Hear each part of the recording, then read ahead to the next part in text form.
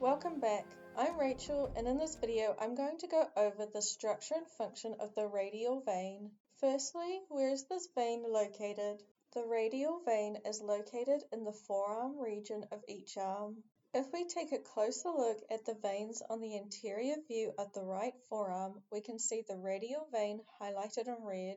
Where does this vein originate? This vein originates and receives blood as a continuation of the lateral side of the deep palmar venous arch at the base of the hand. If we take a closer look at the veins on the palmar surface of the right hand, we can see highlighted in yellow the deep palmar venous arch. We can also see highlighted in red the start of the radial vein. What is the course of this vein? This vein runs proximally up the lateral side of the forearm towards the elbow. This vein ends near the elbow in an area known as the cubital fossa.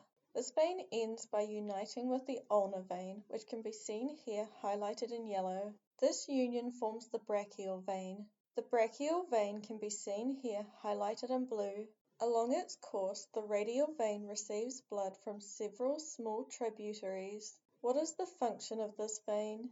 This vein primarily functions in the transportation of deoxygenated blood from the base of the hand and forearm up to the elbow region of the arm. From here, the blood drains into the brachial vein and onwards up the rest of the arm on its way back to the heart. And that concludes this video on the structure and function of the radial vein. I hope you found it helpful. Thank you for watching. If you want to support this channel, please subscribe and check out more of my videos.